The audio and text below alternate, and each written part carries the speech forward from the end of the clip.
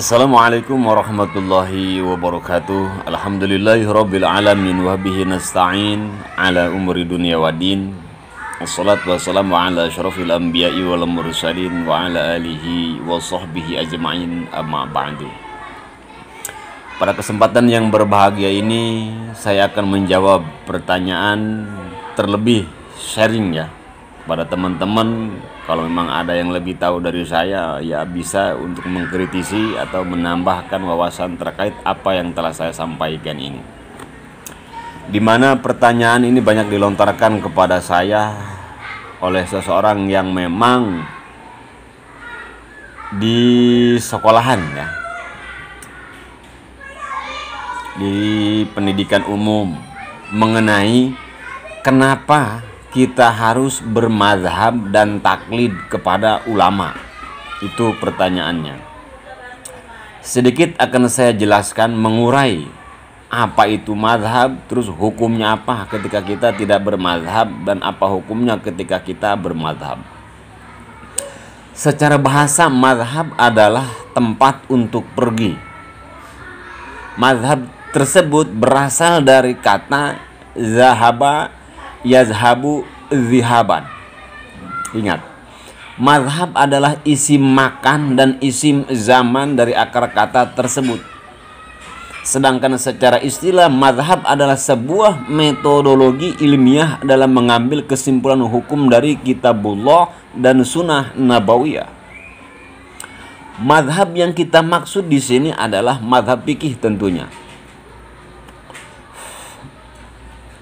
Ada pula yang memberikan keterangan mazhab fikih adalah sebuah metodologi fikih khusus yang dijalani oleh seorang ahli fikih mujtahid, yang berbeda dengan ahli fikih lain tentunya, yang menghantarkan memilih sejumlah hukum dalam kawasan ilmu fikih.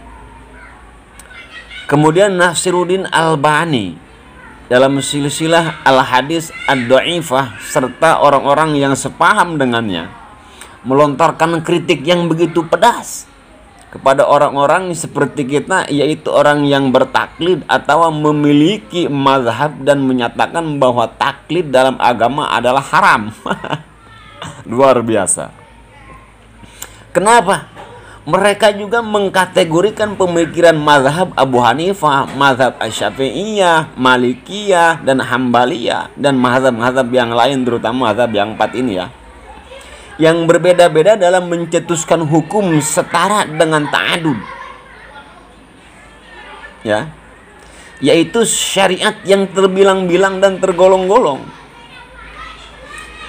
yang terlarang dalam agama. Hal demikian menurut mereka. Bisa dilihat silsilah al-hadis ad-dhaifah ketika membahas hadis ikhtilaf ummah. Mereka juga tidak segan-segan lagi mengatakan bahwa mazhab 4 adalah bid'ah. Luar biasa. Yang dimunculkan dalam agama dan hasil pemeriksaan mazhab bukan termasuk dari bagian agama. Bahkan ada juga yang mengatakan dan lebih ekstrim bahwa kitab para imam-imam, kitab-kitab salaf, kitab-kitab salaf adalah kitab yang menjadi tembok penghalang kuat untuk memahami Al-Quran maupun sunnah, dan menjadikan penyebab mundur dan bodohnya umat. Namun yang aneh dan lucu teman-teman, sahabat semua, justru mereka kelap kali mengutip pendapat-pendapat ulama yang bertaklid seperti Izzuddin bin Abdissalam, Ibnu Shalah al-Bulquni, As-Subki, dan Ibnu Daqiq al-Iraqi, Abu Hazm, dan Syekh Waliullah ad-Dihlawi, dan lain sebagainya ya. Mengutip perihal, padahal diri mereka berkeyakinan bahwa ulama-ulama itu yang telah saya sebutkan di atas tadi adalah orang-orang yang memilih jalan karena telah bertaklid dan menghalalkannya. Lalu jika begitu, sebanding seorang Albani dengan ulama-ulama di atas yang mau bertaklid dan melegalkan sehingga dia mengharamkan taklid. Apakah ulama-ulama di atas juga akan masuk neraka karena melakukan dosa bertaklid atau bermadhab? Apakah ulama-ulama di atas juga bodoh tentang Al-Quran, Sunnah, Rasulullah Shallallahu Alaihi Wasallam menurut mereka ini? Sebuah pertanyaan yang tidak butuh jawaban tentunya, akan tetapi dipikirkan dan direnungkanlah coba dengan pikiran yang jernih serta jauh dari kata syahwat dan nafsu dan sikap fanatik yang berlebihan. Ketika kita mengamati dengan seksama orang-orang yang menolak taklid, orang-orang yang menolak mazhab, sebenarnya juga tidak sering bertaklid. Ya, mereka orang yang menolak mazhab, sebenarnya mereka juga ya sering taklid kepada ulama. Mereka mengambil hadis dari Sahih Al-Bukhari dan Muslim misalnya, serta mengatakan bahwa hadisnya sahih karena telah diteliti dan dikritisi oleh ahli hadis terkenal yaitu Al-Bukhari dan Muslim. Bukanlah hal tersebut juga bagian dari bertaklid dalam bidang hadis? Betul kan? Bukankah juga Al-Bukhari adalah salah satu ulama pengikut mazhab Asy-Syafi'iyah kalau tidak salah? Kenapa mereka ingkar sebagian percaya sebagian tidak? Lalu ketika mereka mengikuti pemikiran Nasiruddin Albani, Al-Utsamain, Ibnu Baz dan lain sebagainya dengan sangat fanatik dan sangat berlebihan, dinamakan apa? Nah, ini menurut orang-orang yang anti taklid bahwa orang Islam harus berijtihad dan mengambil hukum langsung dari Al-Quran dan Sunnah Nabawiyah. Subhanallah. Dengan tanpa bertaklid sama sekali kepada siapapun, termasuk ulama-ulama yang mumpuni ilmunya. Kenapa? Karena pemahaman seperti ini muncul akibat dari kebodohan, kurang telitian mereka dalam memahami dalil Al-Quran dan Sunnah, serta lupa dengan sejarah Islam terdahulu, yakni zaman para sahabat. Mereka juga tidak pernah berpikir bahwa mewajibkan umat Islam berijtihad sendiri sama dengan menghancurkan agama dari dalam. Karena hal itu tentu akan membuka pintu masuk pemahaman-pemahaman hukum dengan ngawur bagi orang-orang yang tidak ahlinya, yaitu tidak memenuhi unsur kriteria ijtihad, tidak memenuhi seseorang menjadi mujtahid mutlak. Yang sangat lucu lagi di zaman sekarang ada nih, terutama di Indonesia. Ya, banyak orang yang membaca dan mengetahui isi Al-Quran dan hadis hanya dari terjemahan. Lalu mereka dengan lantang mengatakan, lalu mereka dengan lantang menantang maksudnya hasil ijtihad ulama, yaitu mujtahid. Dan ulama-ulama salaf terdahulu, dan bahkan mengatakan juga mereka semua sesat dan ahli neraka.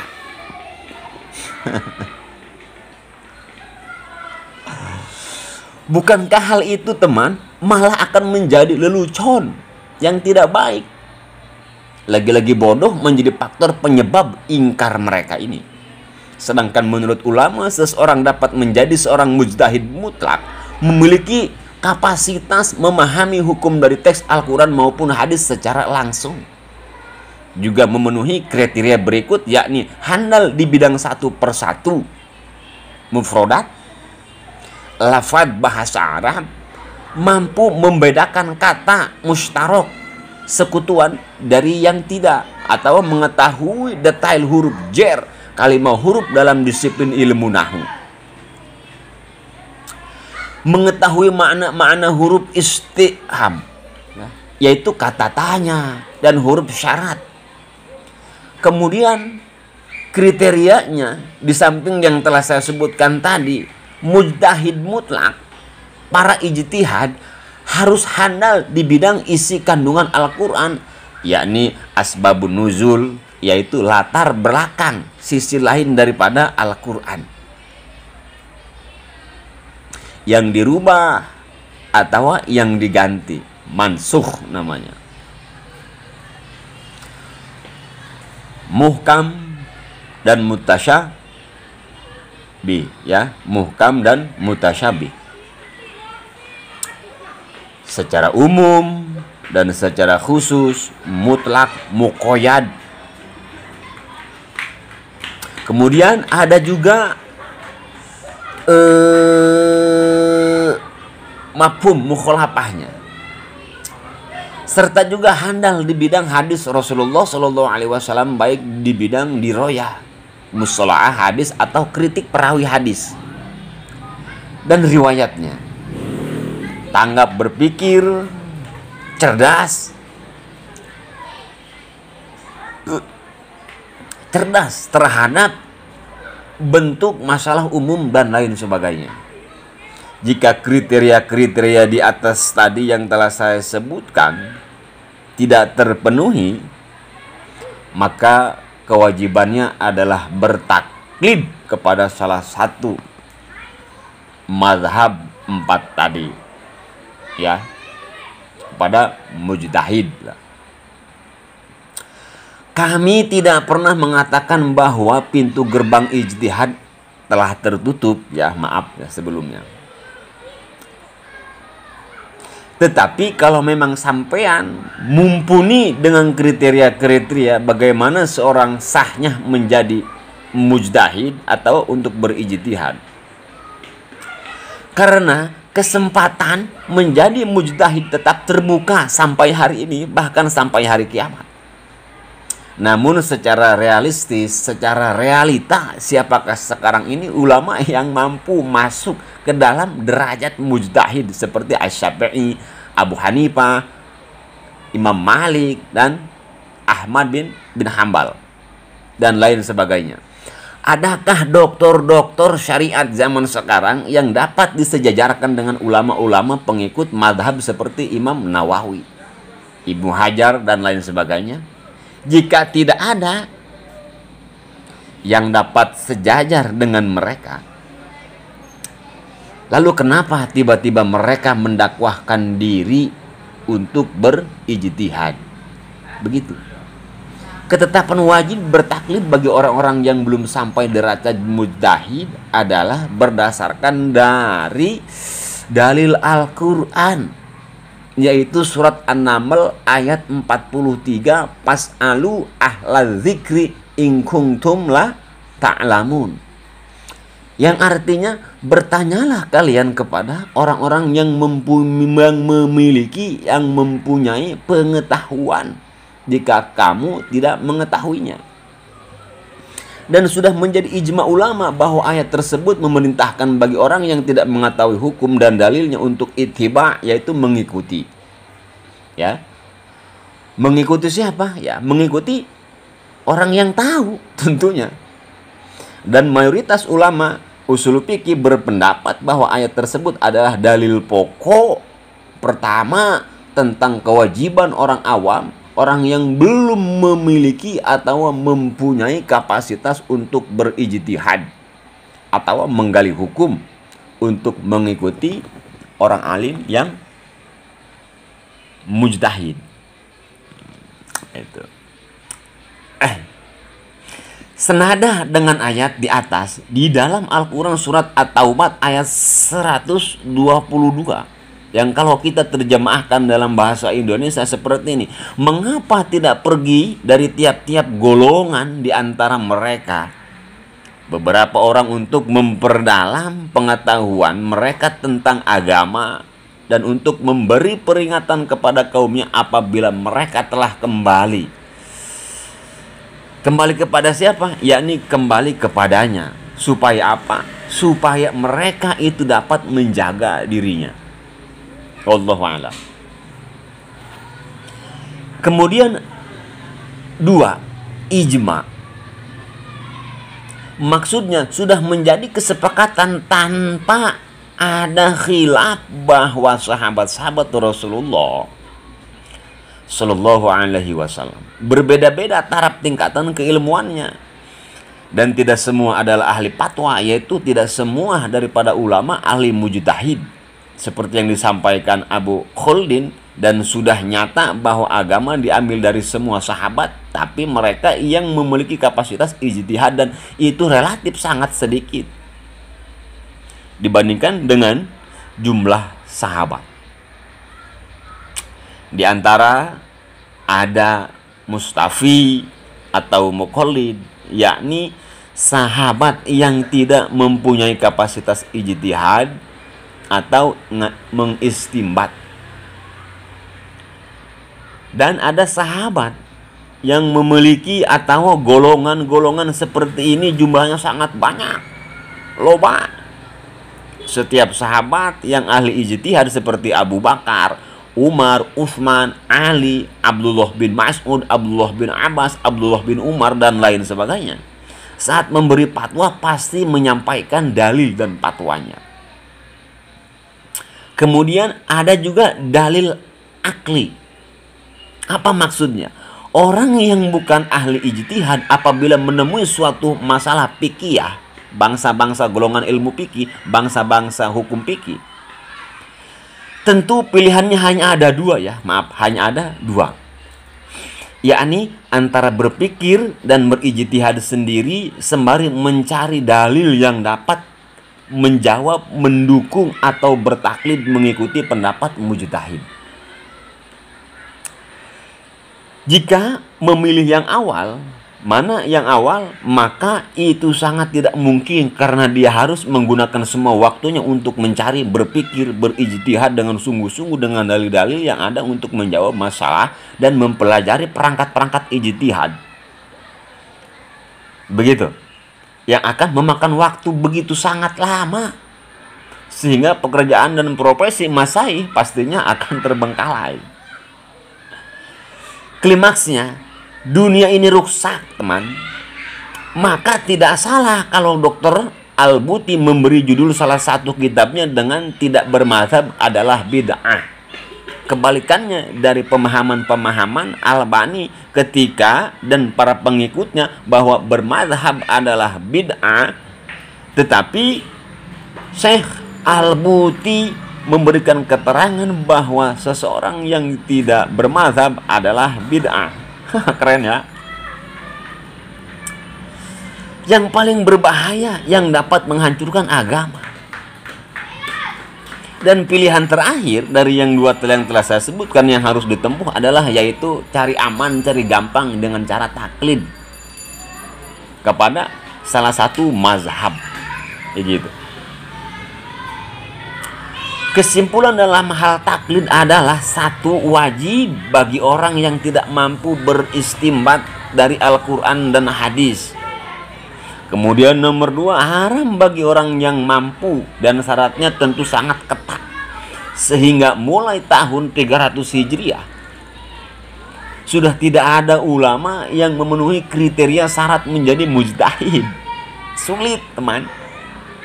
Mereka adalah Abu Hanifah, Imam Malik, Asy-Syafi'i, dan Imam Ahmad bin Hanbal, As-Sufyan, Ats-Tsauri, Imam Abi Daud, Az-Zaihari, dan lain-lain. Lalu menjawab pertanyaan 4 mazhab yang melarang orang lain bertaklid kepada mereka adalah sebagaimana yang diterangkan ulama-ulama bahwa larangan tersebut ditunjukkan kepada orang-orang yang mampu berijtihad dari Al-Quran dan hadis. Ya.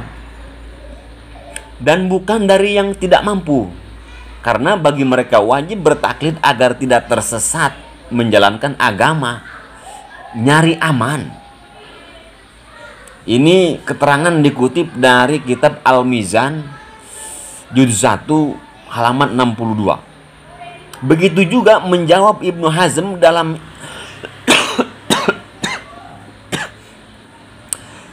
Ihkam Al-Ahkam yang mengharamkan taklid karena haram yang dimaksud menurut beliau adalah untuk orang-orang yang ahli ijtihad. Sebagaimana disampaikan Al-Bukhari ketika menjawab muskil dalam kitab-kitab hujah Allah Al-Bali karya Waliullah Adihlawi, yang menukil pendapat Ibnu Hazm tentang keharaman taklid. Dalam keyakinannya, orang-orang yang bermazhab antara taklid dan ittiba mengikuti pendapat ulama adalah sama. Begitu.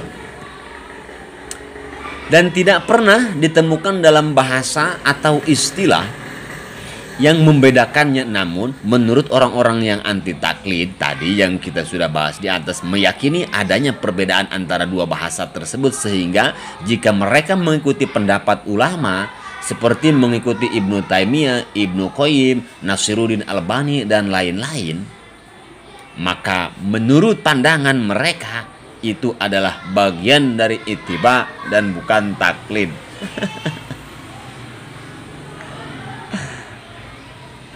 Karena menurut pemahaman mereka, taklid dalam mengikuti imam mazhab yang akan selalu diikuti meski imam mazhab tersebut salah satu atau bisa disebut taklid buta. Sedangkan ittiba tidaklah demikian. Jadi paham mereka, jadi antara taklid adalah mengikuti secara taklid buta, tetapi kalau ittiba hanya mengikuti yang ia perlukan. Ya. Sebuah statement dangkal dan tidak mendasar sama sekali. Mengenai masalah perbedaan dua kata di atas, pernah terjadi dialog antara Dr. Muhammad Said Ramadan Al-Buti dengan seorang tamu yang datang kepada beliau. Yaitu tentu tersebut berkeyakinan seperti di atas bahwa ada perbedaan antara taklid dan ittiba. Kemudian Dr. Al-Buti ini menantang tamu tersebut untuk membuktikan apa perbedaan antara dua kalimat tersebut, antara ittiba dan taklid. Ya. Apakah secara bahasa atau istilah dengan dipersilahkan mengambil referensi dari kitab, lugot atau kamus bahasa Arab. Kemudian tamu tersebut tidak mampu membuktikan pernyataan tersebut. Sama seperti apa yang dilakukan oleh Dr. Al-Buti ini. Ya, kata beliau, kami juga menantang seorang yang mengharamkan taklid, lalu mereka juga mengambil pendapat Ibnu Taimiyah, Ibnu Qayyim, Nasiruddin Albani dan lain-lain dalam tulisan dan pidato-pidato mereka. Apakah hal itu termasuk taklid atau ittiba? Jika mereka mengatakan taklid, maka klaim tersebut perlu dibuktikan secara ilmiah, bukan asal bicara, asal bunyi, asbun. Atau lebih ekstrimnya membodohi umat. Lebih jelasnya, lihatlah kitab sebuah karya apik yang menolak kebatilan orang-orang yang anti mazhab dengan argumen-argumen yang kuat, yaitu kitab Alama Zahabiyah. Termasuk di dalamnya terdapat catatan perdebatan yang terjadi antara Nasiruddin Albani dengan Dr. Al-Buti tadi, dengan Dr. Muhammad Said Al-Buti. Nah, itulah jadi sebuah lelucon yang sangat lucu sekali dengan rangkaian yang telah saya ucapkan. Ya. Kemudian saya akan sedikit membahas tentang sekilas 4 mazhab ini. Ya.